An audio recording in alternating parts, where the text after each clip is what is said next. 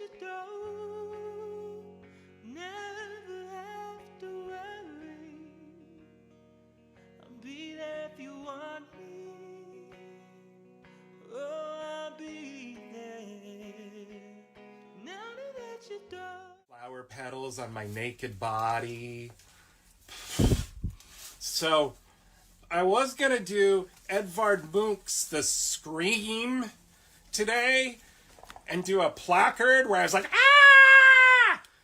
And I couldn't get out of bed to make the placard. I barely got out of, I crawled out of bed twice yesterday to make food and to go on Zoom for work. Thank God I don't have a real job right now. I just have to Zoom to work. And so that was yesterday. And then today is my show day. And I did the same thing. I barely got out of bed. I was like, Jesus, fuck, I really don't want to make art or do nothing. I just want to lay here and be depressed and feel overwhelmed. And so I decided to broadcast from my bed.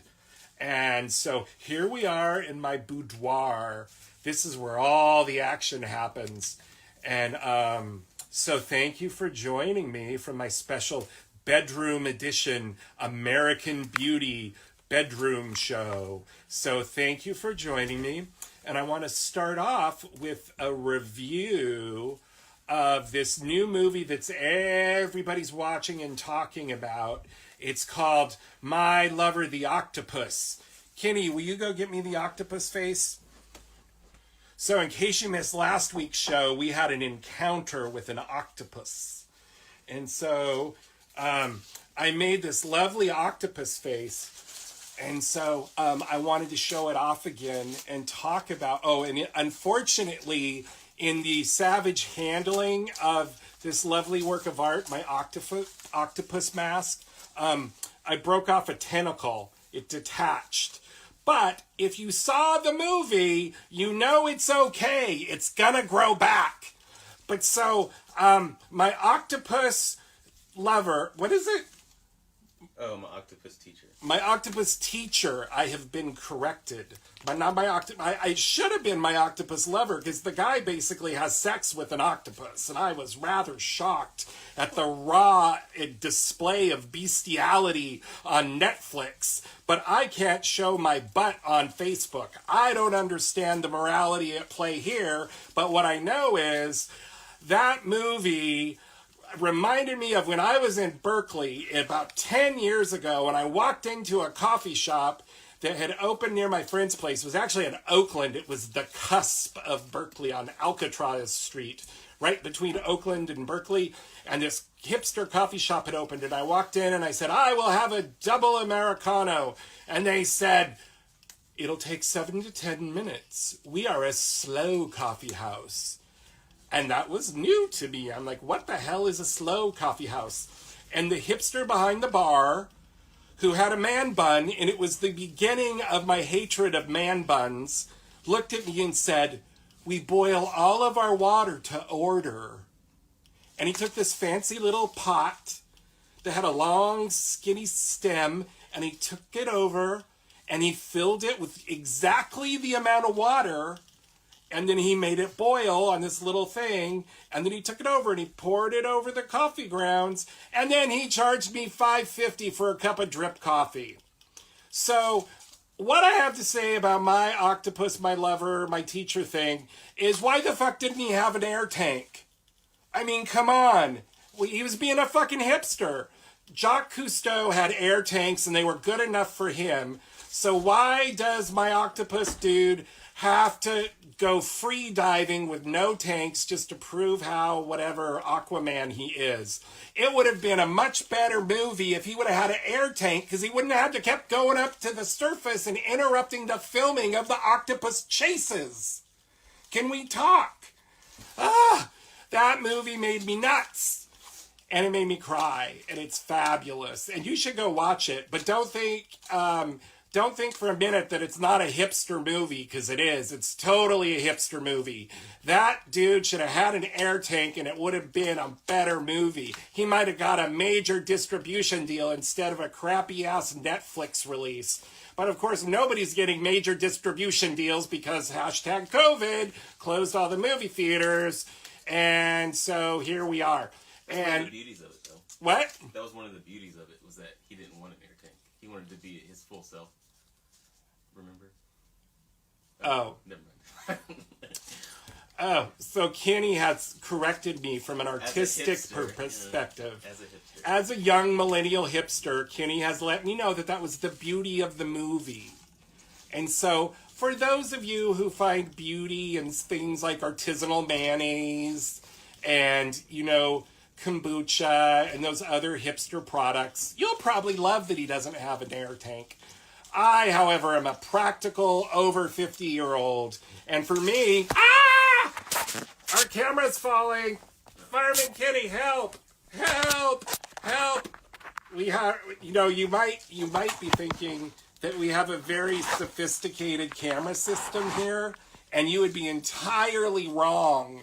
This is my iPad on top of an ironing board, weighted down by a piece of art made by Rebecca Farr. And faith. And pure faith, and not a good sense of gravity. I'm going to change my angle a little bit so that maybe I can tilt this a little and not be so endangered. But yeah, so I'm literally underneath an ironing board. I know you probably think it's like a professional scaffolding or some such thing, but no, I'm under an ironing board with my iPad on it. And there's a little box of Dr. Scholl's giving it the right angle. So yeah, that's how we roll here in the Central District. So my octopus, my lover, loved it, made me cry. It felt like medicine. I'm not joking about that. I had a really beautiful time with it. You should go watch my octopus movie if you have Netflix. And so on to our next show, our next thing. I'm taking off the octopus now. Oh, these are super easy to make, by the way. If you get an extra large Domino's box, that can make you a small one. I highly recommend making your own octopus frame. They're lots of fun to amuse your roommates with.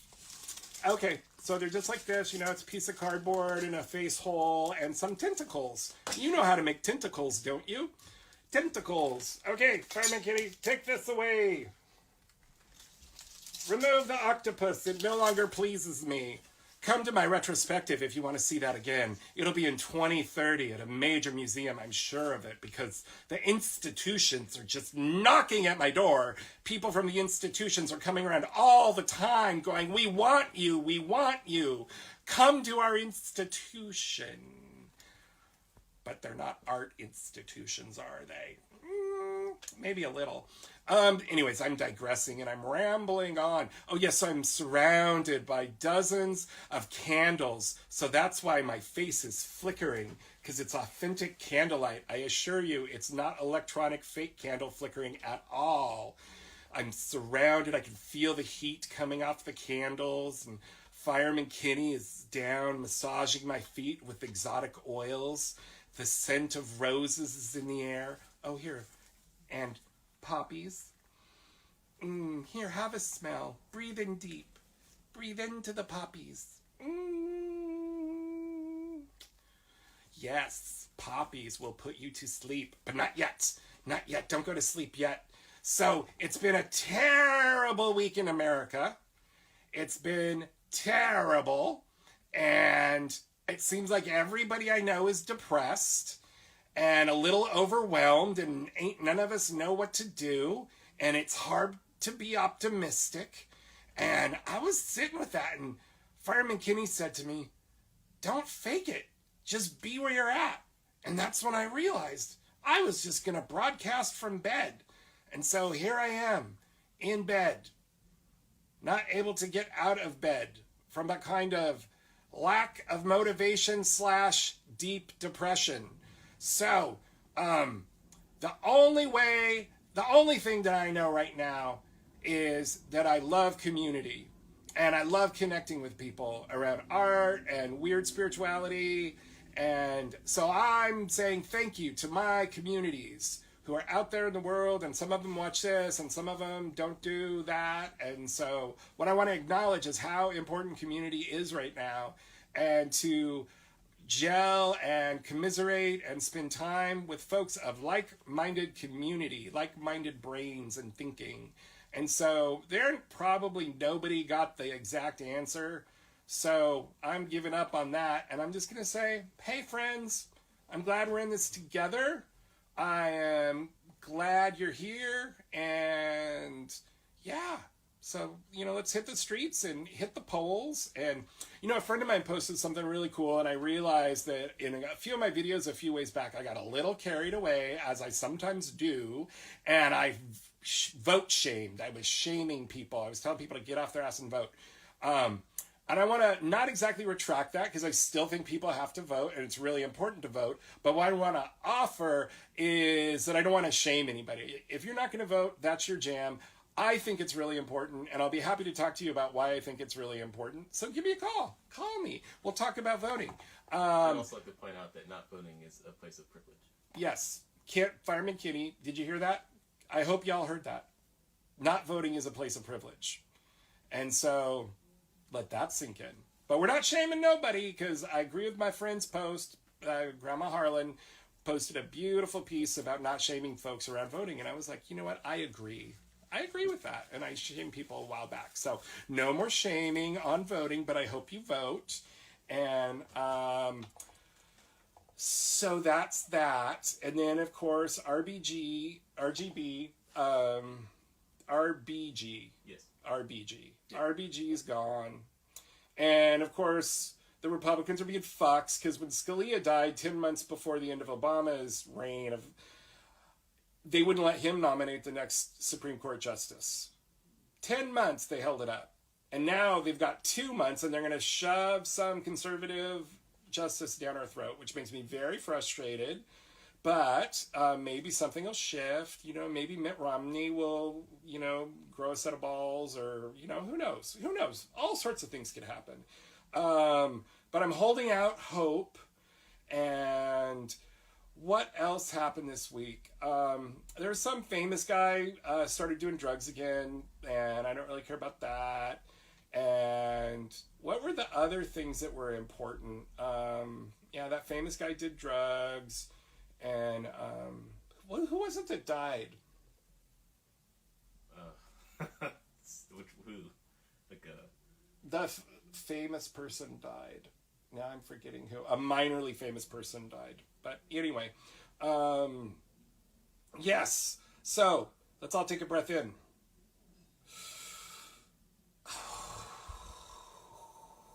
And let that breath go. So, air. Oh, Breonna Taylor verdict.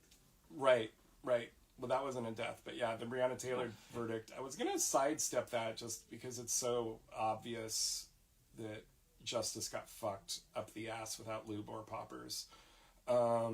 So, yeah, it was a stunning week. It was a stunning 10 days or 12 days. And by stunning, I mean, I felt like I got hit by a truck. And so, yeah. Hey, Kenny, can I get the box of Divination? I forgot. I started rolling, and we had so many tech issues here that, and there's this ironing board over my head and all of that. So I kind of got rolling without being fully prepared. So Here we go. I'm not supposed to look while I pick. Today's divination. I want the best sex in all the kingdom. Oh, I gotta put it down here where you can read it. I want the best sex in all the kingdom. That's perfect for our bedroom show. There we go. Is that better? That's better. I didn't like that other framing. There we go. I want the best sex in all the... I'm naked, you know. Lying here naked in my bed. If the camera were higher up, it would be scandalous. X-rated, in fact. Hopefully the censors don't get a hold of this and sue me, or hopefully this doesn't get released and I'm my political career, my career on the bench, the judicial bench, would be ended quickly if this were to get out. Me, naked, rolling in flowers.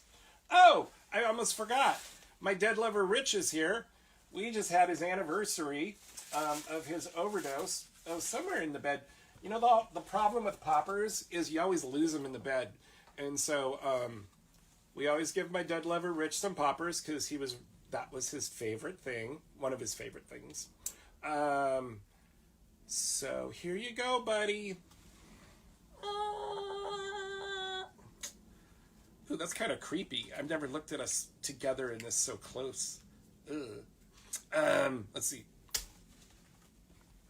He always looks much more like Rich in the hat. Kind of, yeah, there we go. Hat and mask. Yeah, buddy. What up? What up? Okay, so we're taking breaths in, and I invite you to consider the earth you walk on. That piece of ground you are on top of, underneath your floorboards and your carpets, and the foundations of your house, that raw earth, that little space of earth that you are right on top of, I invite you to consider that piece of earth you are hovering over right at this moment. And I invite you to take a breath in and to imagine a connection to that earth below you. Connect down with your breath and with your energy body to the earth below you. And I invite you to take another breath in. And as you breathe it out, I invite you to connect to the sky above you, to all the air and the atmosphere and all those things above you. And I invite you to take a third breath in and to feel yourself as that pole between the earth and the sky. To feel that center line at the center of your body, the center of your core. And to feel that balance between earth and sky. Some say between mother and father, between the feminine and the masculine. Find that balancing place, that center point, that fulcrum's line. And take a breath in. And remember that even when things are crazy and dark, you can connect to the earth below and the sky above and find your center and find your grounding and be in a place of resonance with the moment in front of you, and to release fear of the future and regrets of the past, and to be truly present in the moment you are in. To feel your skin and the body and the earth and the air, and be present here and now, and release fear and release regret, and breathe in the moment. Allow yourself peace in the moment, and surrender to the moment. And from this place of centering and grounding and peace, go on about your day and return here as often as you need to, with a breath in for the mother below, a breath in for the sky father above, a breath in for your center pole, your middle place, and a fourth breath as you move forward. This place is always here for you, always accessible. This grounding, this presence in the moment. Releasing fear, releasing regret. Thank you for joining me today. It's been a pleasure. And I hope all you tricksters have a good week. And goodbye. Goodbye.